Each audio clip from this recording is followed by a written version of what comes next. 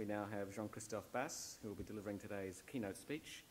Mr. Bass is currently the Senior Advisor in Strategic Development and Partnerships at the UN Secretariat of the Alliance of Civilizations.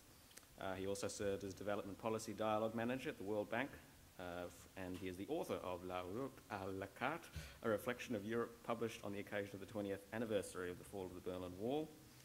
I first met Mr. Bass in Kuala Lumpur at the Youth United Nations event held a few months ago. He had the same role that he will have today. For those of you familiar with physics, very basically, you have something that's in a state of inertia, and something has to come along with an impulsive force to get it moving. I think that's his role here today, which is what it was in Kuala Lumpur. So I'd invite him to the stage now, Mr. Bass.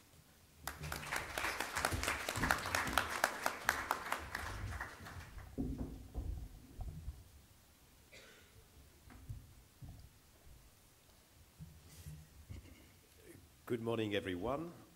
Thanks a lot, Hugh, for your introduction. It's good to see you here again after Kuala Lumpur. And let me first add my voice to the previous speakers and panelists to pay my respect to the elders and from past and present. And I would like also to thank particularly, the Global Dialogue Foundation for taking this wonderful initiative to organize this first ever regional forum on the Alliance of Civilization and Unity in Diversity. I'd like also to express my thanks to all the panelists this morning. I think your presence is extraordinarily important. Indeed, this initiative of the Global Dialogue Foundation is a collaborative effort, engaging a wide range of organizations which are involved in promoting better cultural understanding among people, among communities, among cultures, among religions. And this is indeed a collaborative effort. The only way a result can be achieved is in working together. And I think your presence, being legislators, being from local council, being from student organization, from many organizations, is absolutely necessary and indispensable if we want to make some progress. I'd like also to express my thanks to the whole audience who is present today. We all know how much it takes, to take on your working time or private time to participate in conferences and seminars, and I think your presence is extremely important. And I must say that I'm extremely pleased to see that it's also a very diverse audience with many young people also who express their interest and their support for this extremely important objective of promoting a better cultural understanding and cooperation among peoples and community. This is indeed the first time ever, actually, that a regional forum to discuss the aim and objective and mission of the Alliance of Civilization is organized by a non-governmental organization. And I'm extremely pleased, and I really express once again to Petr Gorjevsky and KK Bors and the whole wonderful team of the Global Dialogue Foundation for initiating this model. And actually one of our hope and at the Alliance of Civilization is in a way that this will be just the start of a phenomenon and an effort that will spread around the world, where actually non-governmental organizations, communities group, local organizations are really taking the lead in putting this extremely important issue of the living together on the top of the agenda. This is not just an issue for government. It's very important that actually that government are taking initiative and taking the lead, but it is equally important that civil society organization and community organization are taking this kind of initiative. I'm even more pleased, and I think it's extraordinarily encouraging that this first forum, regional forum of non-governmental organization, is taking place here in Australia, in the state of Victoria, which in a way is kind of a model or laboratory of multiculturalism, and in a way where multiculturalism and cultural diversity are part of the DNA of the society, and actually, I'm sure and I'm really convinced that there's a lot the rest of the world can learn from the model and the experience of what's happening here in Victoria, in the state of Victoria, and in Australia. And I really see that as one of the key objectives of this forum, in a way, is to raise the profile and the innovation of Australia and Victoria, and to share this with other parts of the world. There's indeed a bad tendency from different parts of the world, I will not mention which part of the world, to believe that everything is happening in other parts of the world.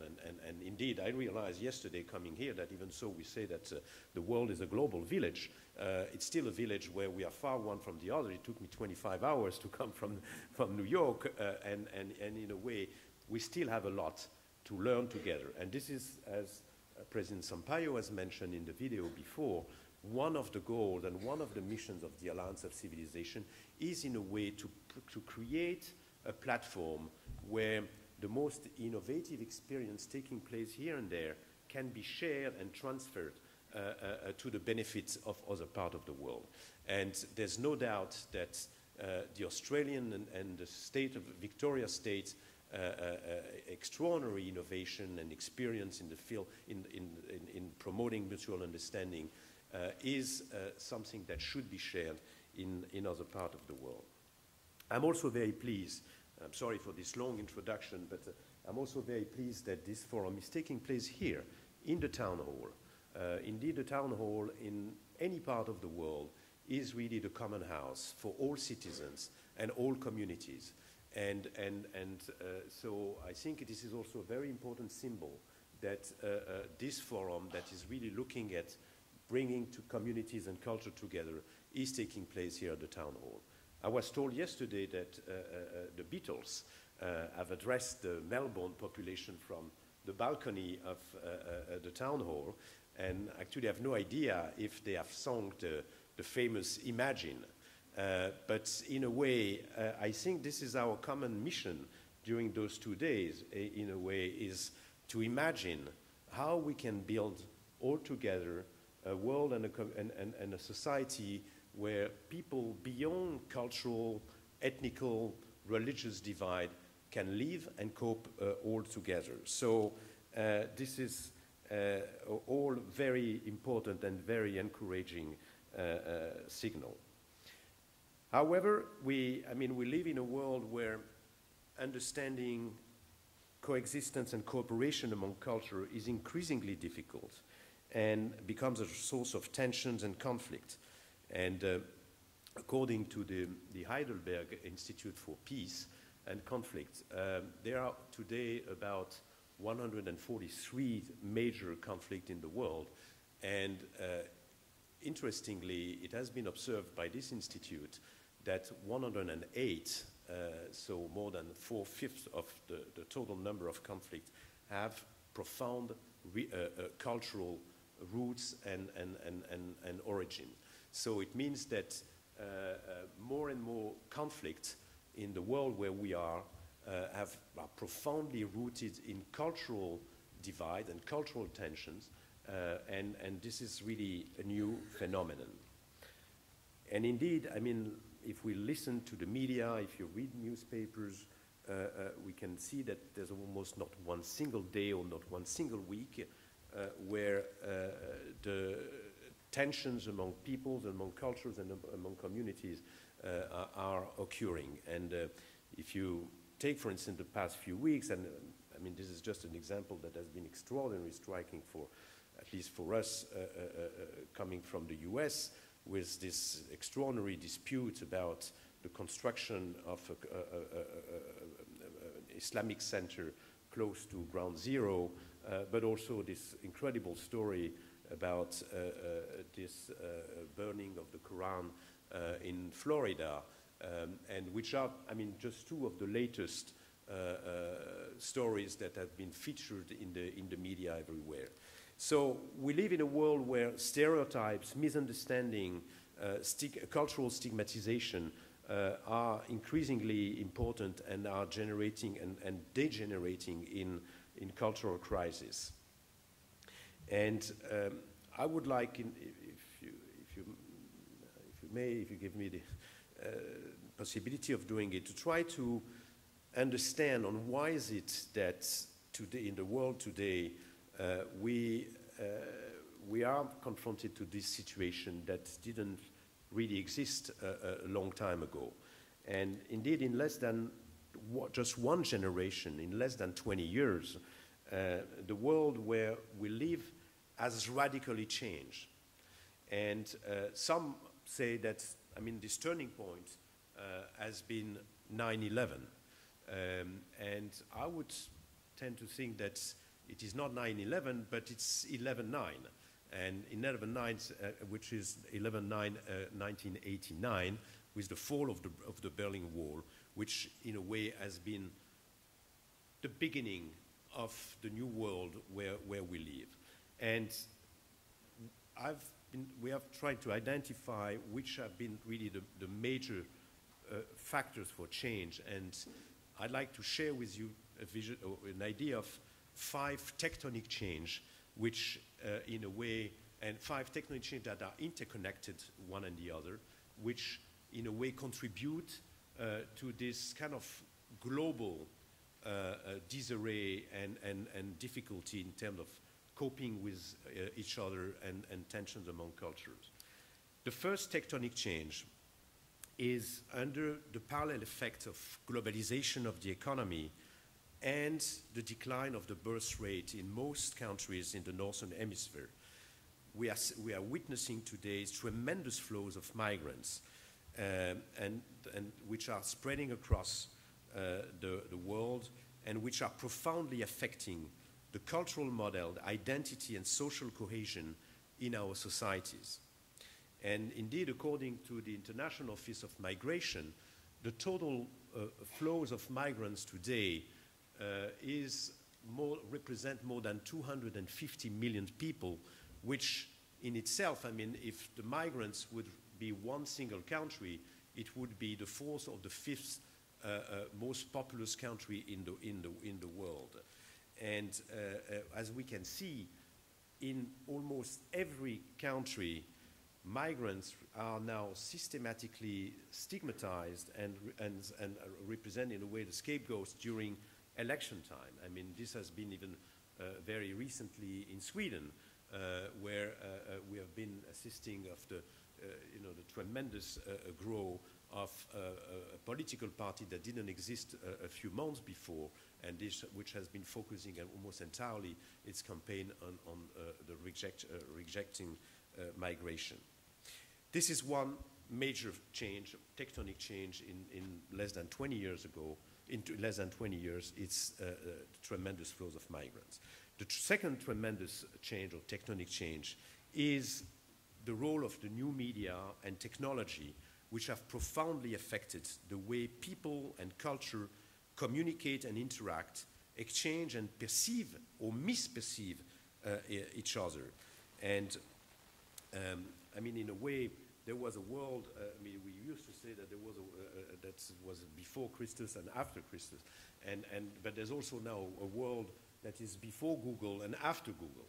When you realize that today there are about 500 million hits on Google every month.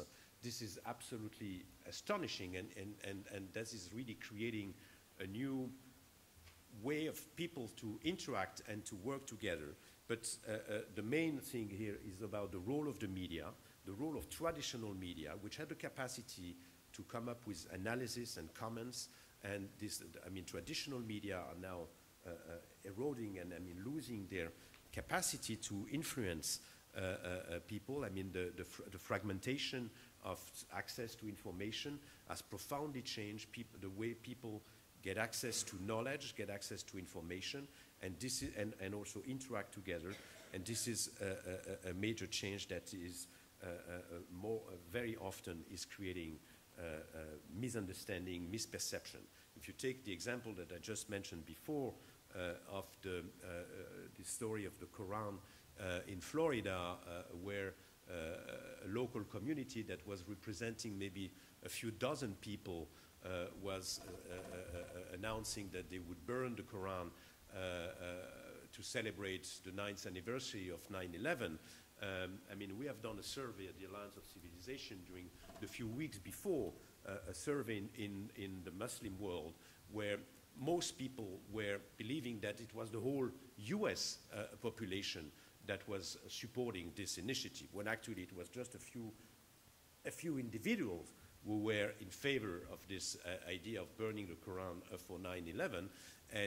But in a way, the media have been presenting it in a certain way that in many countries there was an impression that it was a whole country and a whole population that was supporting this idea.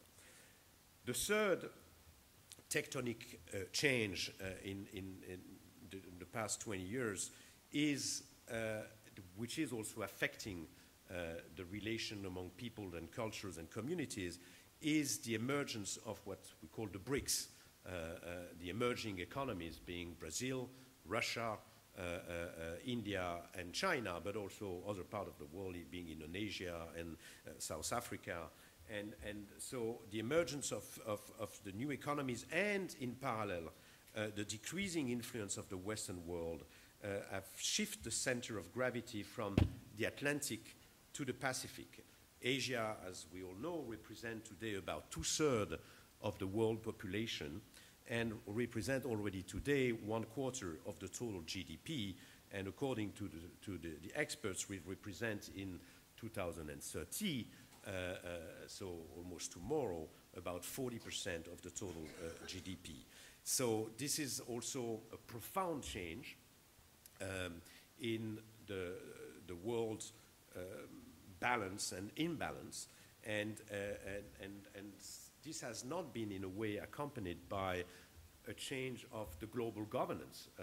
We still live with global or international institutions, and actually I'm coming from one of those, which don't represent this new power game, and you have an increasing part of the world and world population that feels that they are more and more influential, stronger, I mean economically strong, populationally strong, but they don't have, in a way, a seat at the table, being the UN, being the World Bank, being the IMF, being most of the, in a way, the global governance system is still reflecting the world that is after World War II, but that is not reflecting the new reality of the world, and this generates lots of tensions, this generates lots of frustration, which are sometimes translated into in cultural tensions.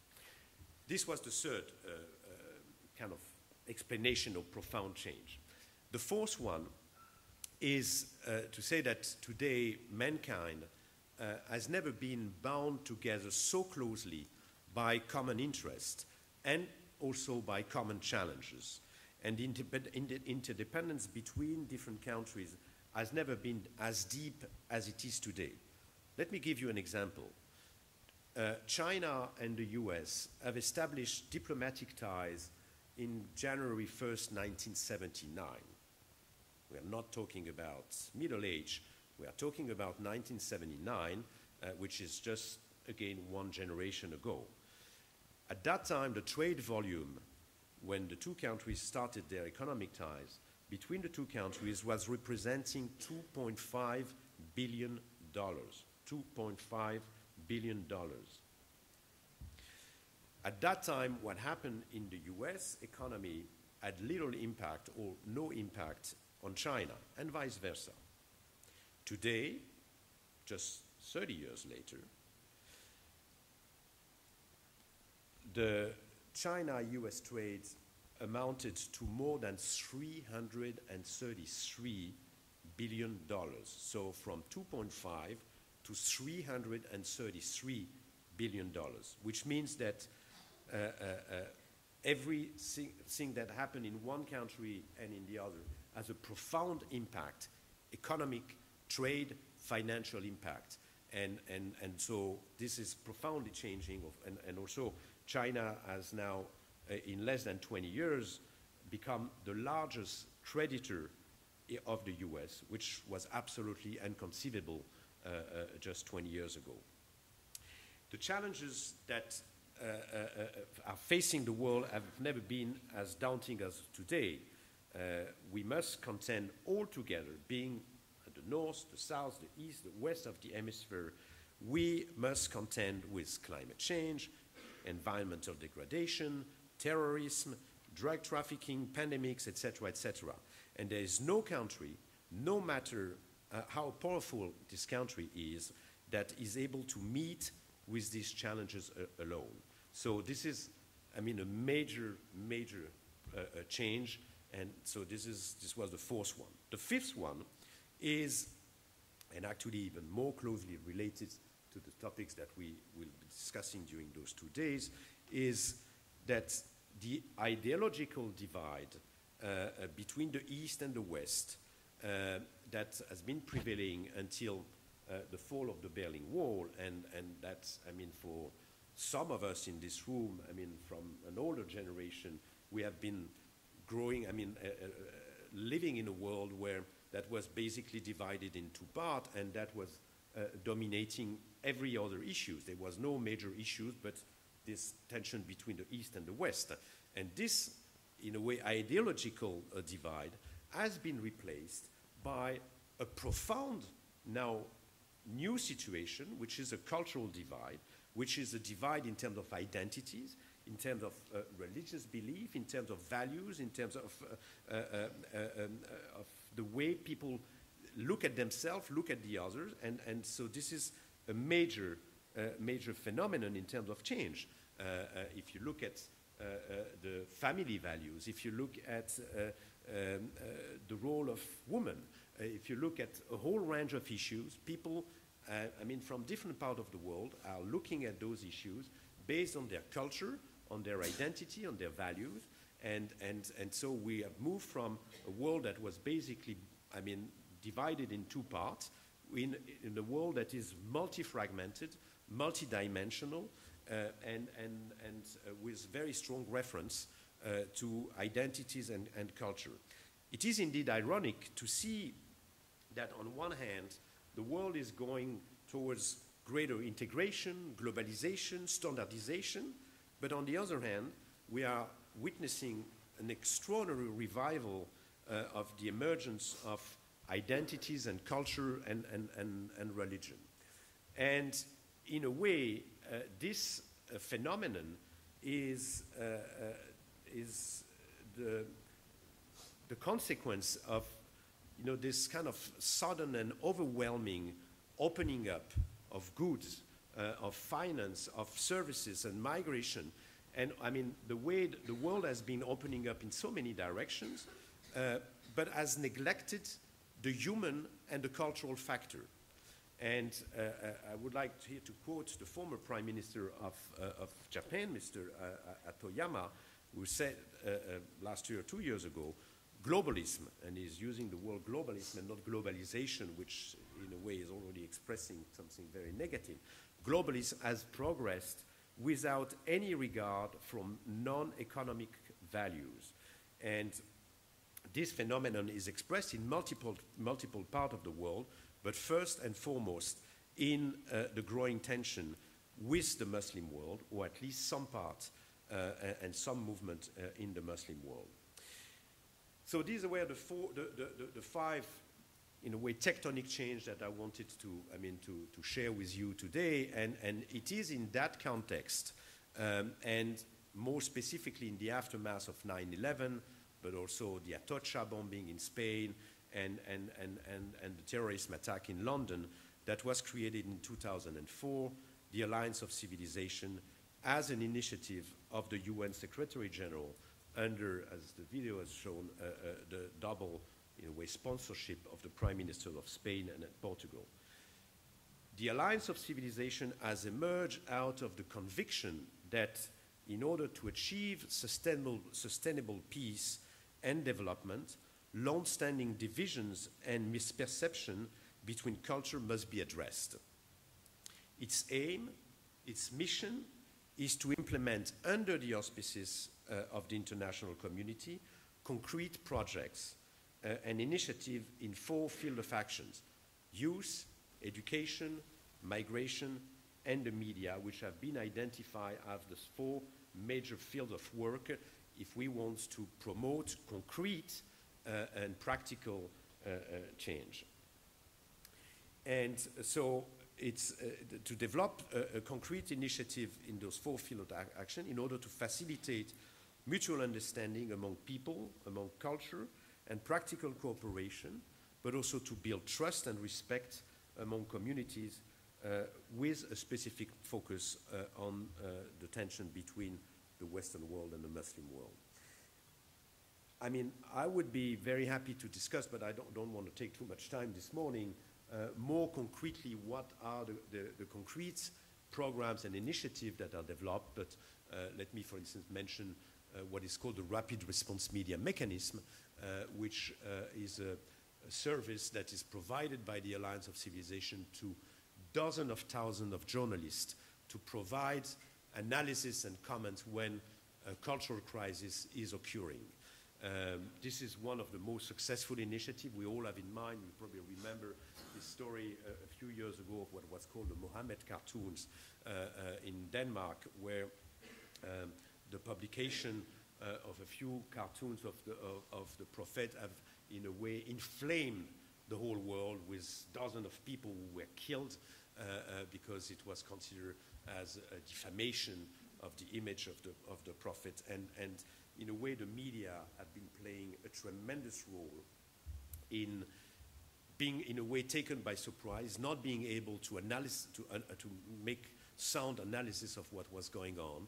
And this is in response of this situation that the Alliance of Civilization has been created in order to work with the media to help them to come up with sound analysis and in order, instead of activating or fueling the misunderstanding and tensions. There are Melbourne or in New Zealand, in Indonesia, or any part of the world. How is it that we can learn from this extraordinary initiative and to help it to grow up or to scale up and replicate in any part of or any other part of the world? Because actually we believe that a very successful initiative taking place here, maybe in just a few kilometers from the center of Melbourne, can eventually be replicated in London or in Osaka or in other part of the world. Not systematically, but quite often. And this is really what the marketplace is about, is really to identify those outstanding initiatives and to help them to scale up and to replicate. We have developed also kind of database on best practices in order to help policymakers, legislators, to get a sense of the most successful policy orientation or educational model. One thing that is extraordinarily important, because this is really at the children's level that stereotypes can be created and where the perception of the other is really built forever. And so this is why education is a centerpiece of the work of the Alliance of Civilization. And so, for instance, we have developed a database on education on religions and belief to try to identify in which countries or in which part of the world there are interesting ways where education on education on religion and belief is developed, and where obviously not one single model is presented, but where kids are presented and offered with a curricula that presents different religion, different belief, and in a way to respect those different religion. One other major program of the Alliance is what we call the media literacy education. As I mentioned before, we live in a world where the traditional media being, I mean, I was born in a country, I mean, and I know I'm very old, but I'm not that old, where, I mean, when I was even a teenager, or not, but I mean, there was one single TV channel So everyone, I mean, in the society was looking at one TV channel. There was one TV channel. There were maybe 3 or 4 radio stations. And in a way, people were sharing some kind of a core understanding, information, and knowledge. We live now in a world where anyone has access to hundreds or thousands of TV channels, internet, anything in terms of knowledge sharing, knowledge dissemination. And so there's an extraordinary fragmentation, and also the need for the next generation, I mean for the children, for the kids, to understand that it is not because it is on a TV channel or it's on the internet that it is the truth, that there are maybe eventually different reality, and so that this requires a real need to educate the media consumer that we are, and this is what is called this new kind of concept of media literacy, is to make people more aware of the complexity of the media and the necessity to be very strong in coming up with analysis and comparison, and that the truth is and the reality is sometimes extremely complex. So these are just a few examples. The Alliance is now working with the support of more than 110 countries. So it is, in a way, the largest UN organization after the General Assembly. So which means that in just 4 or 5 years, the whole international communities, government from around the world, but also 20 international organizations, governmental organizations, have brought their support and their political backing to the Alliance of Civilization. But also interestingly, we have developed with dozens and hundreds of foundations of private sector, corporation, media, foundations, etc., a partnership, but also with legislators, which, I mean, is an extremely important constituency, because in a way, parliamentarians, and I'm very pleased in that respect that you took time to be with us today, because in a way, parliamentarians are between the government and the people, the elected representatives, so they can represent the people and create this link between people. And this is why it is extremely important for those kind of issues that legislators are also involved in this process. So these are just in a nutshell a presentation of the Alliance of Civilization. What actually is the real challenge ahead is to build inclusive societies. And what I would like to share with you as a conclusion is what are the real challenges ahead, and I mean for this forum, but also for other parts of the world, if we really want to make significant and tangible progress. The first one is that I think that this initiative of the UN, the Alliance of Civilization, which is, as I said, widely supported by government, by international organizations, if really wants to to achieve a concrete impact, has now to trickle down. I mean, this is an issue for people, for individuals, for citizens, and in that respect, I think the initiative of the Global Dialogue Foundation is absolutely extraordinary and really is a model, because this is really something that people, individuals, have to take ownership and to promote change and to, I mean, to put pressure on governments, being local government, international government, in order to say, we want to be involved in this debate, we want to be actively engaged in promoting change and in promoting better cultural understanding. So this need to see how to trickle down is absolutely essential. One suggestion that, and this is my second thought in terms of what comes next, is, for instance, to see how, and this could be one idea for as an outcome of this forum, how to promote kind of individual membership, where, I mean, everyone would decide as of tomorrow that they would, you or us would become a more intercultural or cultural aware citizen and make some concrete commitment. Let me explain what I have in mind. When about 20 years ago, we started talking about climate change. Climate change was something kind of very vague and where people say, well, I'm extremely worried about what's going on, but what is it that I can do myself? And then came up this idea to say, well, you want to be a responsible citizen for the planet?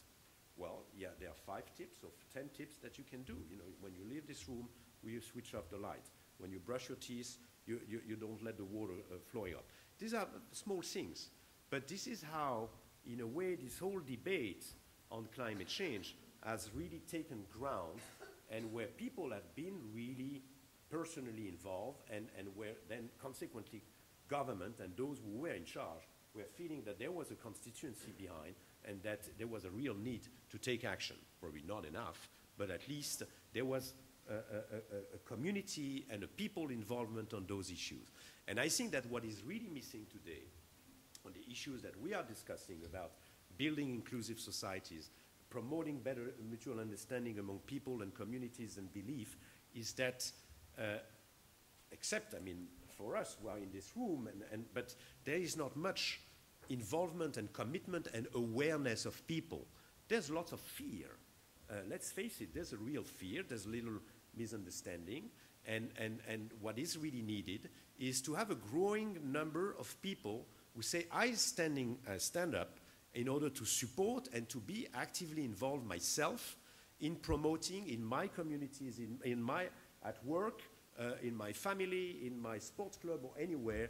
I want to be championing a better mutual understanding among people. And the Alliance is now currently kind of engaged in not a feasibility study, this would be too much a business word, but in looking at how we could propose to people who want to become themselves activists for the cultural understanding, a set of concrete commitments that everyone can do. For instance, to say, once a year at least, I want to go and visit an immigration center. I want to learn about another religion. I will decide during religious ceremony of other religion to meet with a community or with a religion that is different than mine. I mean, these are ways of, you know, trying to come up with, to broaden your knowledge and horizon, and this is something that can spread around. And I think this is a tremendous challenge ahead in order to really to try to create a community and a constituency of activists for the aim of a multicultural understanding.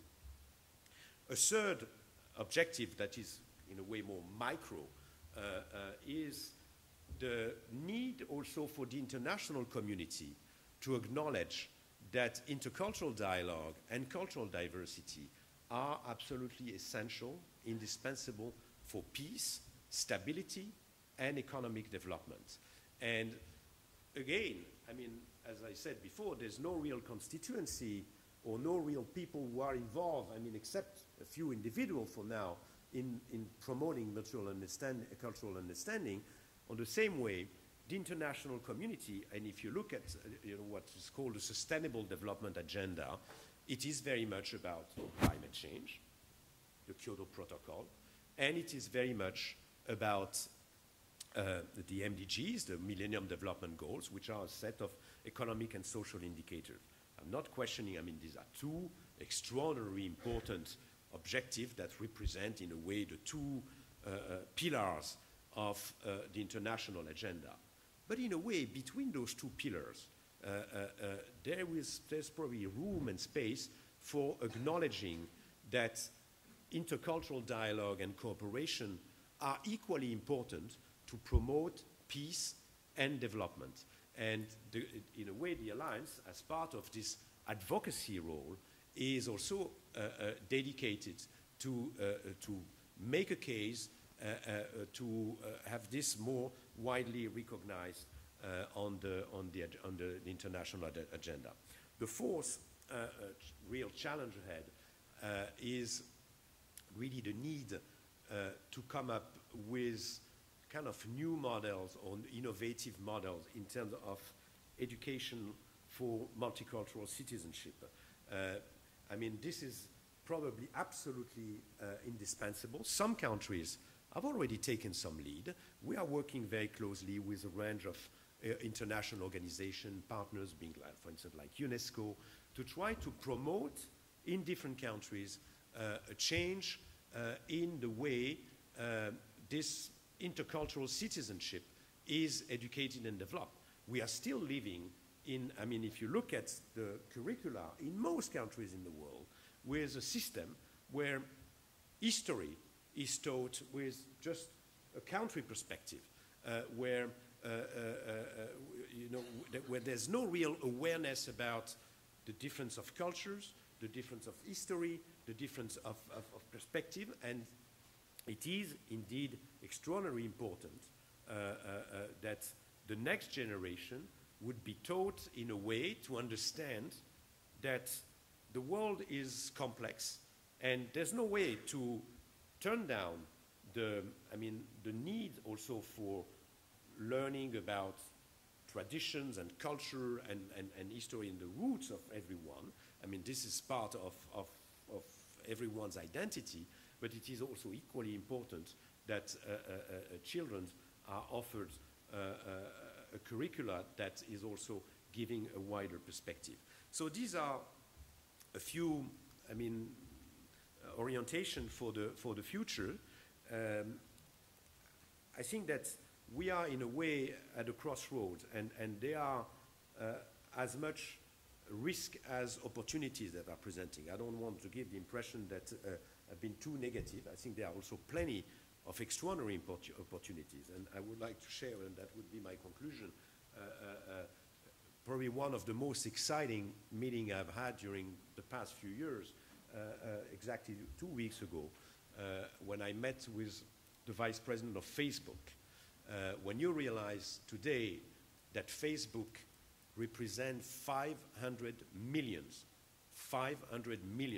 people who are connected on Facebook, so which means that it represents about 1 person out of 15, and in just a few months it will be maybe 1 person out of 10 on the planet that will be connected on Facebook. And this can represent tomorrow an extraordinary channel or vehicle for sharing some values, sharing some visions, sharing some debate about this issue. And interestingly, Facebook has expressed a very strong interest in working and supporting the Alliance of Civilization, and saying, interestingly, that's what the Vice President told me when I met with him 2 weeks ago. He said, well, our mission statement is to build an open and connected world.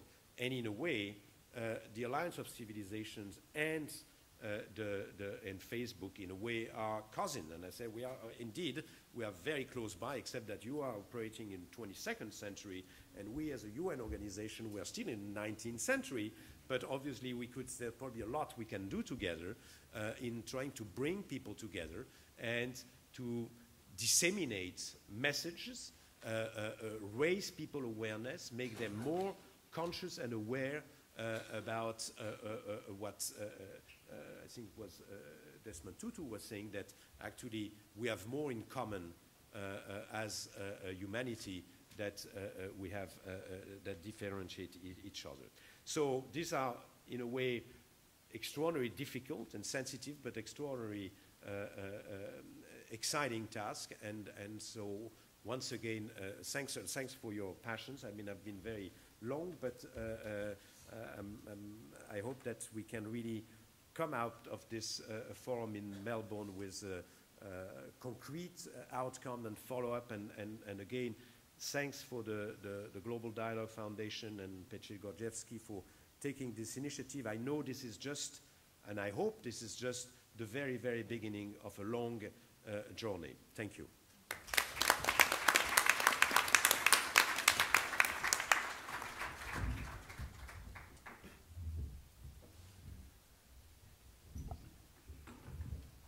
Thank you very much, Jean-Christophe, for that speech.